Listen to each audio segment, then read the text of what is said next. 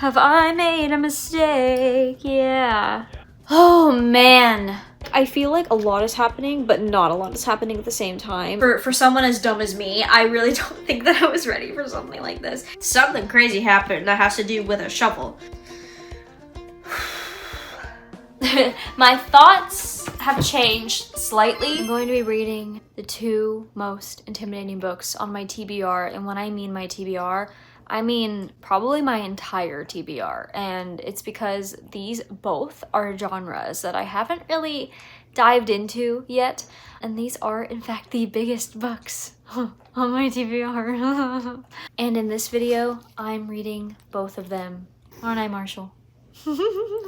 Okay, the thing is, if I feel like I need a DNF, I will. Like, I'm not gonna force myself to read a book that I don't want to read, okay? And, okay, let me just tell you what the books we're reading. So the first one, The Raven Scholar by Antonia Hodgson. It's big. It's really big. And the second one, The Nightingale by Kristen Hanna. So I'm intimidated by The Nightingale because it's a historical fiction book and it's a lot about the war. History is not my vibe, okay? It's never been something I've really interested in. So I worry, to me, it'll get boring. And I know that's crazy to say because this is really like, obviously these characters aren't real, but the events did happen. And this one is intimidating because this is a high fantasy. I've heard it's like an epic fantasy. Listen, I don't know, okay? I'm going into these pretty much blindly. These books are huge, okay? Yeah, I just truly don't know if I'm gonna make it through this video alive. But here's the good thing. For both books, I have audiobooks. So if I need to, I will listen to the audiobook for these books. But I just wanted to start one of these books tonight, just to kind of get a vibe and see how I feel. So, which one do I pick? Do I pick The Raven Scholar or do I pick The Nightingale? Let me read like the first page of both and see which one is more intriguing. So we're gonna start with The Nightingale. If I have learned anything in this long life of mine, it is this. In love, we find out who we want to be. In war, we find out who we are. Okay. Here's the first sentence of The Raven Scholar. Once they made sacrifices here to appease the 8. That's it. These seem really intense for this time of night. Have I made a mistake? Yeah. I think I'm gonna start with The Raven Scholar because I feel like it's been a while since I've read a fantasy and I feel like I like fantasy better. So maybe this one might be good to start with and then I can start listening to the audiobook tomorrow, but I'm gonna see how much I can read today and I will let you guys know if I enjoy it.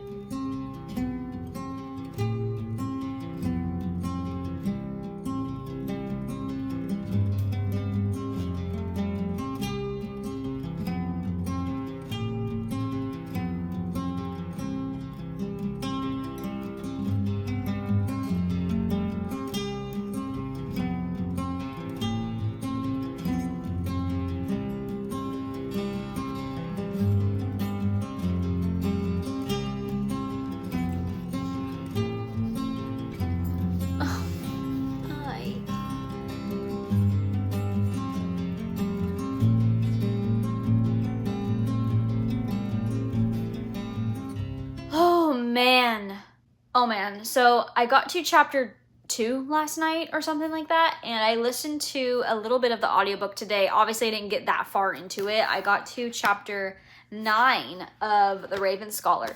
Oh my gosh. Okay, can I just say, how do I even put it? So in the beginning, right, it's almost like we're getting this backstory of like these twins, right? And this is not really like a spoiler or anything because we follow the twins and this backstory in the beginning and then we transition to our main girl, which is Nima. She is a Raven Scholar. There's a few things that I think I need to look up because this world in this book, there are different, like, I think they call them guardians. There's the ravens, there's the monkeys, the tigers. I think there's also the ox, I think. I'm thinking those guardians and what they kind of classify themselves as. Like some people are the monkeys, the ox, things like that.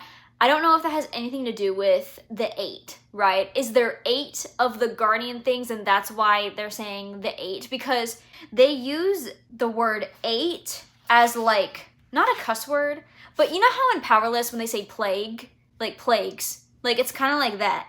They're like, oh, 8, you know? It's kind of weird when I say it, but that's kind of their thing that they say. I told you follow the twins, right? So they're being taken to the emperor for whatever reason. And so their father was kind of this traitor, okay? And he tried to overthrow the emperor because the dad had said, this is my throne. Like, this was taken away from me. I want my throne back, right? So the twins are 16 years old at this point. Yana and Ruko, the mom is like in the background. Yana and Ruko, they face the emperor, and the emperor's like, look, like, I brought you here because I have something for Yana, right? For Yana, not Ruko. So she basically gets this opportunity to go to the Tigers area and take classes and become like a warrior or something, right? Because that's what the father wanted. See, that's where I'm kind of fuzzy. That's what the father wanted for Yana, not Ruko. And Ruko is offended and he's kind of upset about it because he wanted what Yana is getting. He wanted that. He wanted to be able to have that opportunity. Ruko's upset. Ruko kind of gets in a pissy mood. He is like, well, why does Yana deserve this, da-da-da, like, what about me? He's kind of being sassy about it. Basically, because I mentioned there's the hound people, they can tell when you're lying. They uncover this secret that Yana has held for, like, forever, that she knew that their dad was trying to overthrow the emperor, okay? And that is really bad because you have to pledge your allegiance to the emperor, okay? Even though at the time Yana was 8 years old, they're like, oh, you knew better. You should have told us. And basically now Yana can't have that opportunity anymore because Ruko literally took it away from her essentially because he wouldn't just shut up. There's this moment where the emperor's like, you make your decision for how you and your sister should have like your fate or whatever. Ruko literally is like, he's sitting up there and they're like, so what do you decide for Yana's fate? And you know what he says about his sister? He said exile. So essentially he sentenced his own sister to death, okay? And they're only 16 years old. That's where Nima comes in because Nima, she wants to be a scholar. She wants to be a high scholar to the emperor. So there comes word that someone needs to write like what do they call it? It's like some sort of formal paper for Yana's exile, right? So basically Nima writes this thing that is basically like, yes, this is her punishment. This is what she's done. This is why she's being exiled. It is very interesting so far. It is a little hard to understand at times, but I think like if you want to try it, you should. There was one thing I had to look up and I had to be careful looking it up because I don't want to get spoiled. But other than that, I think I'm understanding things okay other than that. There's just times where I forget people's names, not gonna lie.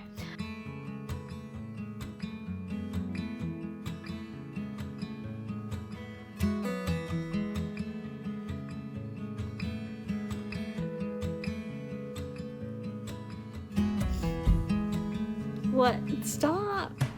Quit. This book is huge. I am wearing the same shirt as yesterday. It has been a day since it's been a few days since I've updated you on the Raven Scholar. I think I mentioned in the last clip that this world kind of has like guardians, right? And I was right. I don't remember all of them, but it's like the fox, the monkey, the bear, the hound. Once the emperor has ruled for 24 years, I believe, it is time to select a new emperor, and all the people have like their select person from each kingdom. So like someone from the bears will compete, someone from the ravens will compete, someone from da-da-da, right? And something happens to the raven contendant. Someone from the raven has to take their spot. Lo and behold, it is our girl Nima that we're following you know, in the book. With that, she has to be in the trials. She has to compete against all these people.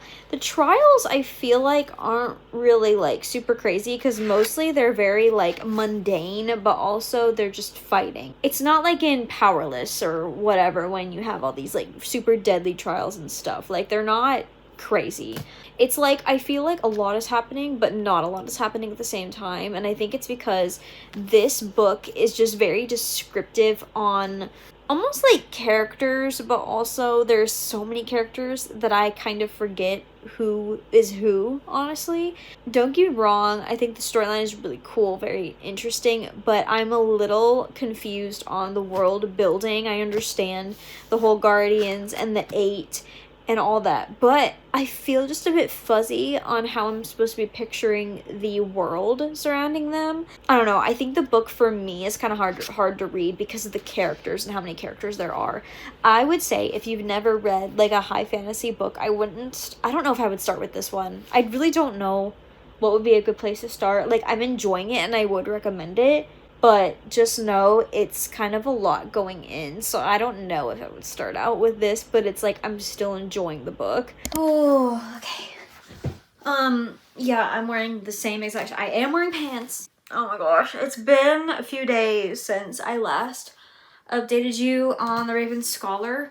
I think it had a lot of potential. I think I did expect to like it more than I did. Don't get me wrong, there are parts in the book that I was shook about. I was really interested, you know, like with the whole thing with Ruko, and then, you know, Nima gets sent to the trials, and then that was really interesting, but like the trials really did not feel high stakes at all. And there are just so many characters that I really like. Like, don't get me wrong, I think the creativity of like the characters is probably one of the coolest parts, especially when it comes to how the characters' personalities, like, you know, represent like the house they're in. And by house, I mean like the bears, the oxes, the monkeys, the ravens, things like that. I thought that was really, really cool, and how the author incorporated that into the characters' personalities, obviously. But there was so much of the time in this book where, again, like I said, I was very interested, and then it would kind of just not be as interesting. Like, we would kind of just be following the characters doing their thing, which is fine. But I think just with a high epic fantasy like this, I expected something to be kind of going on a lot more. Like, you can have slow parts of the book, but there's just so many parts of this book where I felt like it was just dragging and dragging and dragging. And I really don't know if I'm going to continue this series. And it's because, you know, I saw some comments that people said this book reads very YA. That makes me feel like an idiot, because let me tell you, more than half the time, I felt like, you know how when you're trying to like overhear someone's conversation and it's like a muffled noise, and then you're like pressing your ear up to the door and you're trying to like listen to their conversation, you're getting bits and pieces, but you're not getting like the full story. That's how this book felt to me, because so much of the world and stuff I was just so fuzzy on, and the characters, like some characters I understood, but some characters I just felt so fuzzy on and stuff. And for someone as dumb as me, I really don't think that I was ready for something like this. And when I say like as dumb, okay, listen, I know that I'm not dumb. It's just I just don't have the brain capacity to understand the book. Anyway, that's this book. I was excited about it, and now I just feel like an idiot.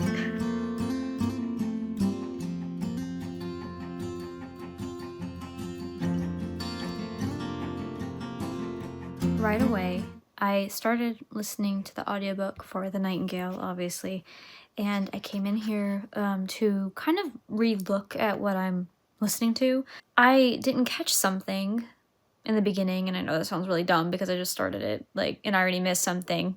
In chapter 1, we're getting this POV of this old woman, and she finds this box in her attic because she has to move.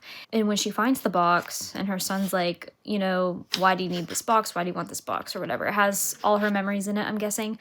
Something that I didn't notice, I had to like think about it again. I was like, wait, we don't know her name. The son called her mom. So when we jump back to 1939, we don't know who she is. While you're reading the story of this family in 1939, we don't know who she is in the story. Does that make sense? So it's kind of like a little bit of a mystery. Do we find that out later? I'm not entirely sure. I thought that was cool. I started this sooner than I thought I would. I kind of got into a little bit of a slump, not gonna lie, after the Raven Scholar, because I just feel like so down about the Raven Scholar, and it's literally because I feel like when this video comes out and I'm gonna talk about the Raven Scholar, a lot of people are gonna think I'm an idiot. I will probably be listening more of the audiobook tomorrow and I will give you updates. But I just wanted to like talk about that because I thought that was really, really cool. I'm not going to lie. Book slump wise, I'm in it. Why did I say it like that? I'm kind of in a book slump.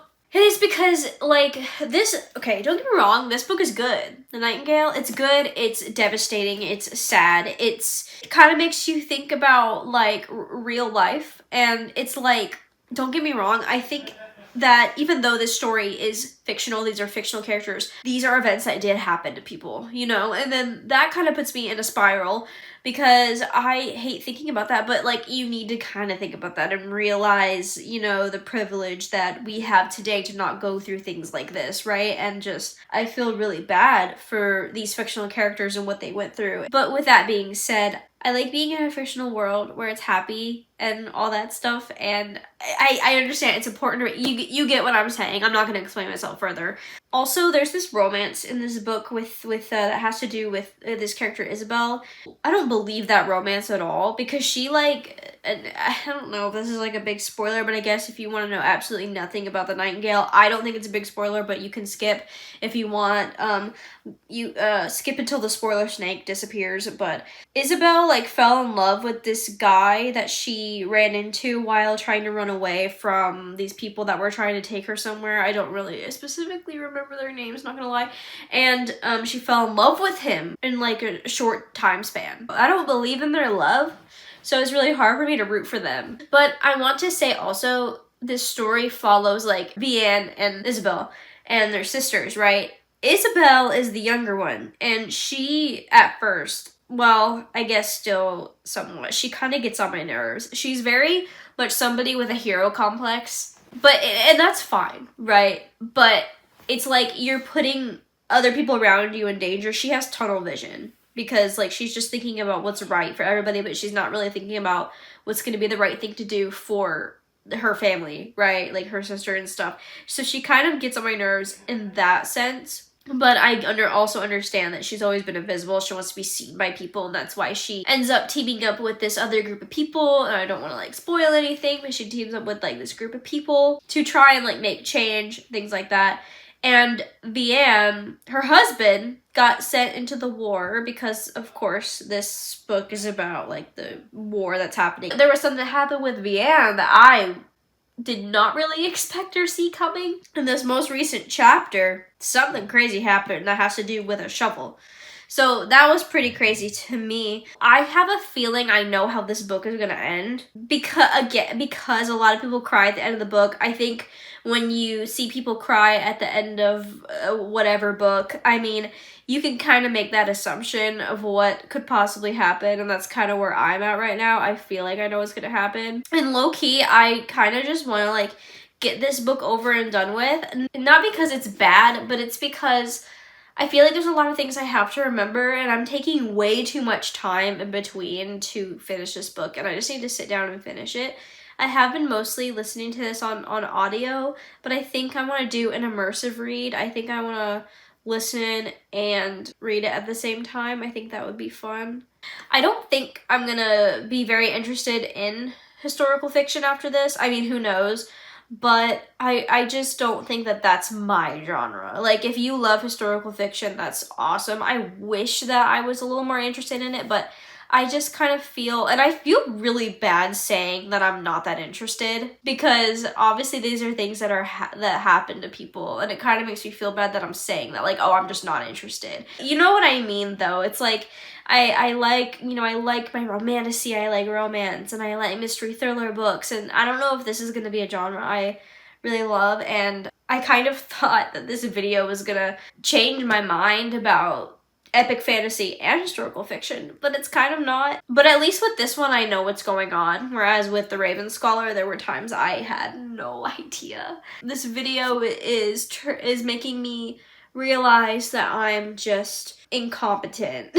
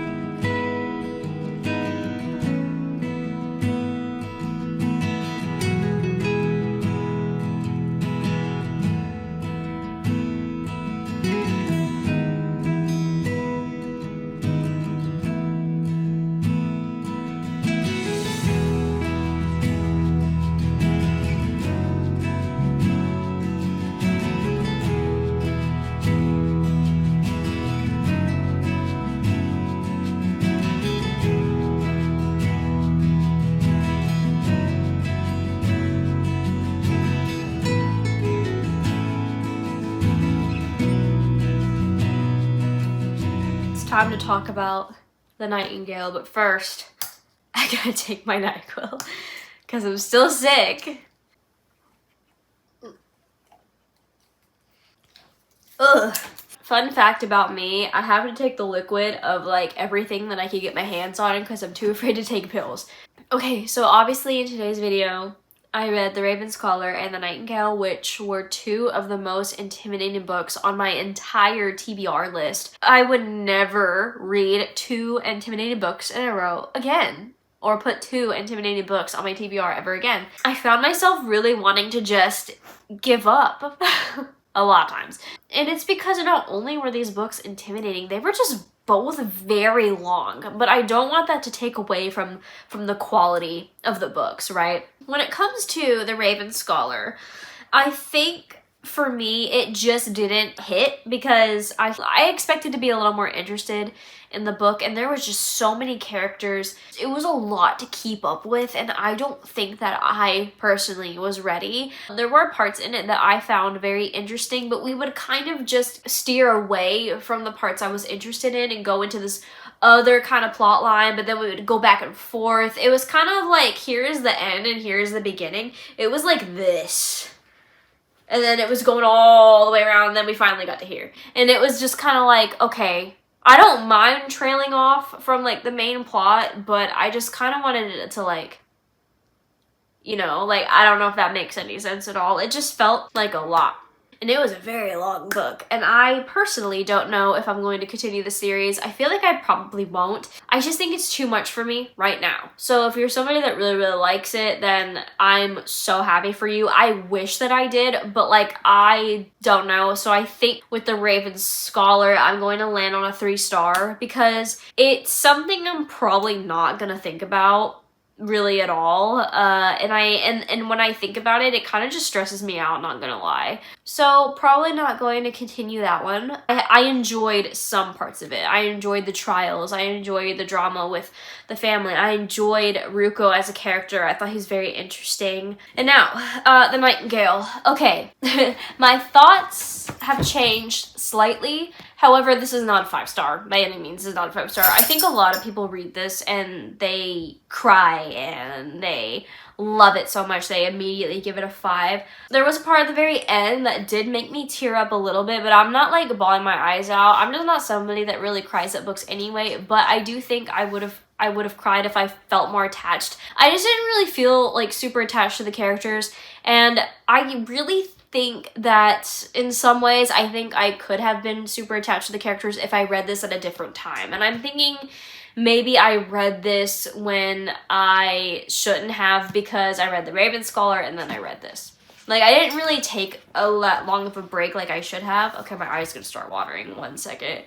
The last like 20-ish% of the book was really hard to get through. I'm not gonna lie. Like, there were things happening to some characters that was really hard to read, and it would make me sad for them. And how everything kind of wrapped up, it's like, in a way I'm satisfied, but it was sad. Like, it did have kind of this emotional ending, and in some ways it was happy, and in some ways it was sad. It's just knowing that people went through this, it's like, that makes it even harder. And I think I will think about the book for that reason, because it kind of gives you that insight as to what maybe was happening or what people could have been going through back in the day and how they were feeling, and just the stuff with like Isabel and Vianne and all of that family, them going through all that stuff. I do think like this could have been shorter, because I think the most interesting part was the second half, even though, again, it was very hard to read, but there were things that were going on with, like, you know, Vianne and Isabel, and then the father, and then Vianne's husband, but, like, and everything that was going through. Vianne, oh my god, Vianne was crazy. And also, I feel like in the beginning I did say that Isabel kind of got on my nerves. She kind of did. I'm not gonna lie, she kind of did get on my nerves. You kind of begin to like her because of all the things that she would do for, like, the people and things like that. I feel like I'm just re-explaining over and over and over. I'd probably give it a 3.75. Like, I will remember the book, and I think I will think about it sometimes, but I don't know, it just doesn't really give me that 4-star feeling. The ending had an emotional impact, but I don't think that it was like anything above, like anything, I don't think it was a 4, right? That's kind of how I feel about it right now. But yeah, it's kind of how I feel about The Nightingale. Will I read another Kristen Hanna book? I don't know. And her writing is fine, like it makes sense, you know, but I just don't know if the fiction genre is for me yet. Like, I think maybe eventually it could be, but I don't know. Anyway, thank you guys so much for watching today's video, and I hope you enjoyed it, and I hope that I get over this sickness soon. So yeah. Anyways, thank you for watching, and I will see you in the next one. Bye!